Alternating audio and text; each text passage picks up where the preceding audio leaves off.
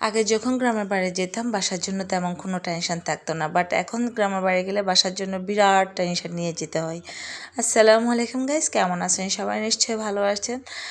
অনেক দিন পরে, প্রায় বছরখানেক পরে আমি গ্রামের বাড়ি যাবো আমার বাচ্চাদেরকে নিয়ে, যেহেতু ওদের এক্সাম শেষ। আমি যদিও ফ্রি না, ওরা ফ্রি, তো ওদের তো আবদার রক্ষা করতে হয়। সো ভাবলাম যে ওদেরকে নিয়ে একটু গ্রামে যাই, যেহেতু সবাই যাচ্ছে, আমার ফ্যামিলি মেম্বাররা সবাই যাচ্ছে। তো এখানে আমার হাজব্যান্ড বাসায় থাকবে, উনি যাবে না, ওনার জন্য আমি কিছু চিকেন ম্যারিনেট করে নিব। এখানে চিকেনের মধ্যে দিয়ে দিয়েছিলাম আমি লাল মরিচের গুঁড়া, গোলমরিচের গুঁড়া, গরম মশলার গুঁড়া এবং একটা ডিম দিয়ে নিয়েছি।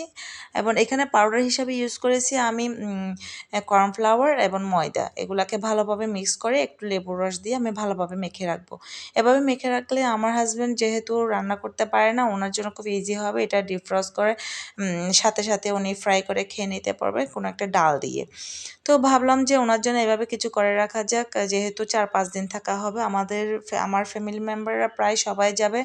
আমার ফ্যামিলি মেম্বাররা কেউ তেমন একটা গ্রামে থাকে না, কেউ এখানে চিটাগাংয়ে থাকে, আর কেউ ঢাকার মধ্যে থাকে। তো তেমন একটা ওখানে গ্রামের মধ্যে কেউ থাকে না, আমার এক ভাবি ছাড়া। তো আমি এখানে ভাবলাম যে কিছু চিকেনের ঝোল করে রান্না করা যাক, কারি করে রান্না করা যাক। তো ওনার জন্য আমি এখানে কিছু চিকেন রান্না করতেছি। এখানে চিকেনের মধ্যে দিয়ে দিয়েছি পেঁয়াজ, রসুন, আদা বাটা, ধনিয়া পাতা, টমেটো এবং কাঁচামরিচ বাটা। এগুলো দিয়ে এখানে দিয়ে দিয়েছি ধনিয়ার গুঁড়া, মরিচের গুঁড়া, হলুদের গুঁড়া, জিরের গুঁড়া, গরম মশলা এবং কিছু মিক্স মশলা দিয়ে দিয়েছিলাম। এখানে আমি চিকেনগুলোকে দিয়ে দিব এবং চিকেনগুলোকে ভালোভাবে নেড়ে ছেড়ে একদম মশলাগুলোর সাথে খুব কষা কষা করে নেব, খুব মাখো মাখো করে নেব। এভাবে করলে হয় কি, মানে মাংসের স্বাদটা যখন আপনার মশলার সাথে কষাতে কষাতে বের হয়ে যায়, তখন কিন্তু রান্নাটা অটোমেটিক স্বাদ হয়। অনেকে দেখা যাচ্ছে মাংস দেওয়ার সাথে সাথে কিন্তু পানি দিয়ে দেয়, ওইটা কখনো করবেন না, ওই ভুল কাজটা করবেন না। ওইটা করলে একদমই খাবার মজা হবে না। আপনি ট্রাই করবেন কিছুক্ষণ ধরে, একটু সময় ধরে মাংসটা কষানোর জন্য। কষালে মাংসটা অনেক বেশি মজা হয়, অনেক বেশি স্বাদ হয়।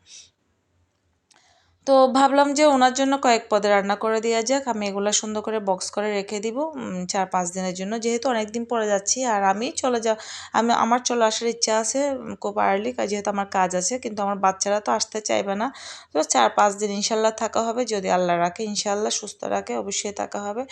সো এরপর আমি কিছু ডাল দিয়ে ডিম দিয়ে রান্না করে রাখবো। যে উনি তো একদম রান্না পারে না, শুধু ভাত রান্না আর ডিম ভাজি ছাড়া কিছুই রান্না করতে পারে না। তো অনেক সময় দেখা যায় যে ডাল রান্না একঘেয়েমি খেতে খেতে ভালো লাগে না, তো ভাবলাম যে আমি একটু ডিফারেন্ট রান্না করি। এখানে আমি মুগ ডাল, মসুর ডাল একসাথে নিয়ে পেঁয়াজ বাটা আর রসুন বাটার সাথে ডালগুলাকে ভালোভাবে ভেজে নিয়েছিলাম। এখানে আমি জাস্ট দিয়ে দিয়েছি ধনিয়া গুঁড়া, জিরে গুঁড়া আর হলুদের গুঁড়া। এখানের মধ্যে ডালগুলা যখন ফুটে আসবে তখন আমি এর মধ্যে দিয়ে দিব ধনিয়া পাতা, টমেটো আর কাঁচামরিচ। তো এগুলো একটু ঘুটে নিব ডাল ঘুটনি দিয়ে। এরপরে একটা একটা ডিমগুলো ছেড়ে দিব। আমি 3টা ডিম এখানে দিয়ে নিয়েছি। তো এই তো হয়ে গেল আমার রান্না আজকে। আমার হাজবেন্ডের জন্য এগুলোই আমি বক্স করে রেখে যাব, যাতে উনি 3-4 দিন কোনো টেনশন ছাড়া খেতে পারে, যেহেতু উনি। খুব ভালো থাকবেন সবাই, আল্লাহ হাফিজ।